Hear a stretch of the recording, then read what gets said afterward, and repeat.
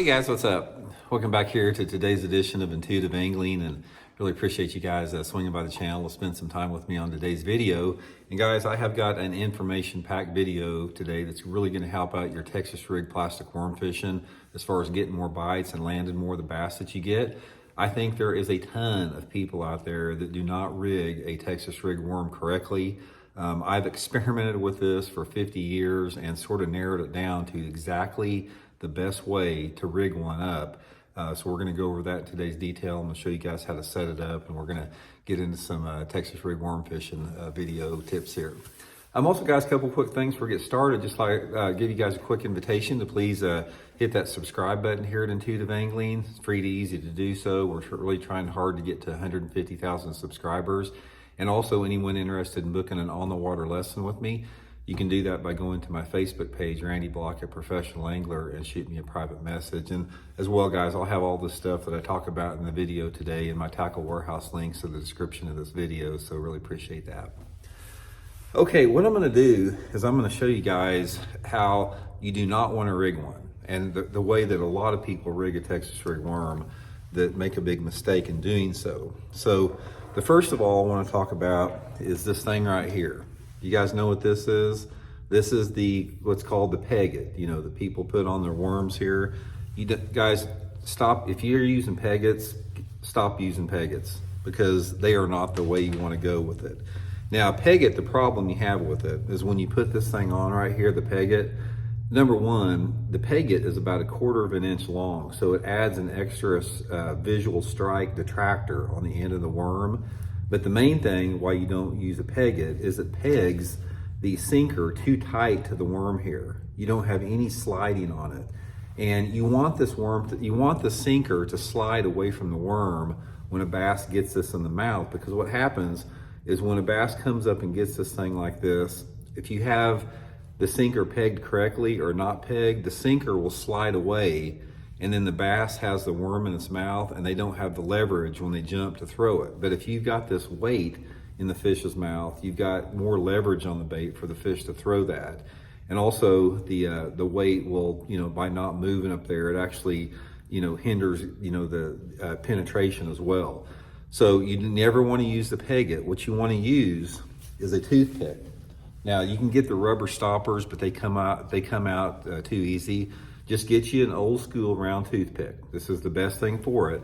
And the reason I like a toothpick is you can control how much pressure you put into the sinker, and by controlling that pressure, it allows you to make the sinker as tight or as loose as you want to. So when I put it in there, I'll just put it in just a little bit, break it off, and I want it to where the sinker will still slide a little bit. It doesn't have to slide a lot, but you want it where it'll slide just a little bit, like that. That's not completely locked down, so that sinker is allowing the sinker to move freely, but nevertheless, it still locks it in place wherever I want to put it.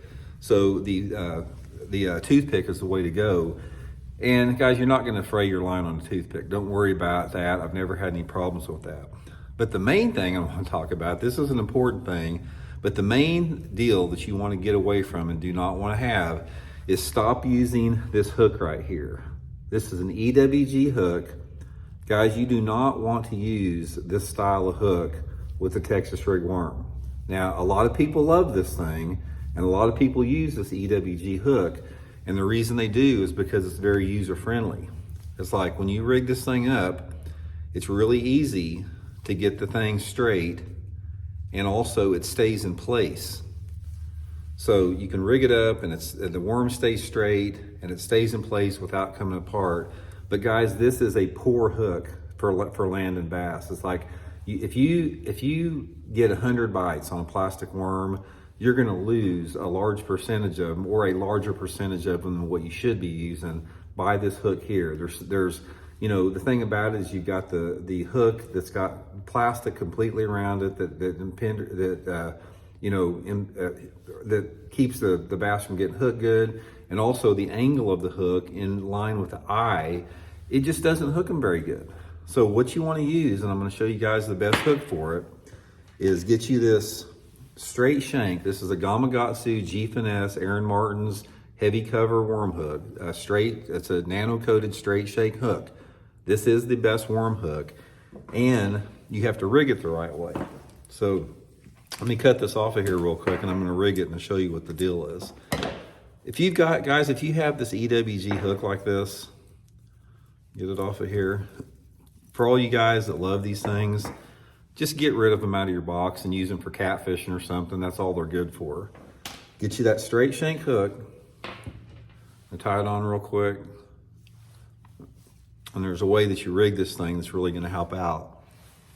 Now, one of the things you gotta understand is this, what I'm teaching you here, this has came from a lot of frustrating learning experiences with me. I learned the hard way from losing fish for years and years and years until I really perfected the technique I'm gonna show you.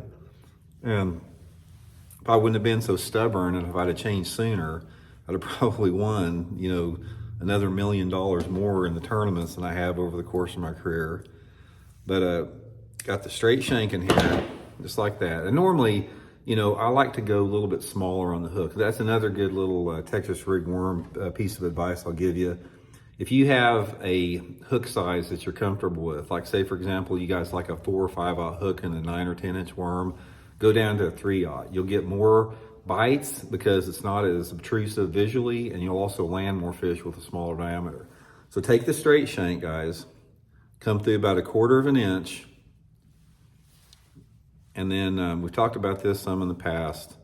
And then do not hook the worm like this, where it's back in the center of the bait like that, because when you hook it like that, you're making it too weedless. The hook has got to come through some significant amount of plastic. So what you want to do is just hook it to the side, just skin hook it, just like that. Got it barely skin hooked in the side. You can fish the heaviest cover you want to like this, but the advantage by skin hooking it like this is when that fish hits it, it'll just break away from there. It'll just completely break away from that side really, really easy. And, you know, you can land a lot more fish. But guys, this is the way you want to rig a Texas rig. Use a toothpick, straight shank hook on it, hook it in the side like that. And I can promise you guys, you will lose very few fish by setting it up like this. A lot of people are going to say, oh, Randy, I just love my EWG hooks, they're the best. They're only the best because you haven't tried the straight shank and you haven't tried hooking it like I just told you. I can promise you that your bites will go up and your hook to land ratio will go up tremendously by just making a few of those adjustments there. So anyway, guys, a few of my favorite tips there. Hope it helps you guys out, and we'll talk later.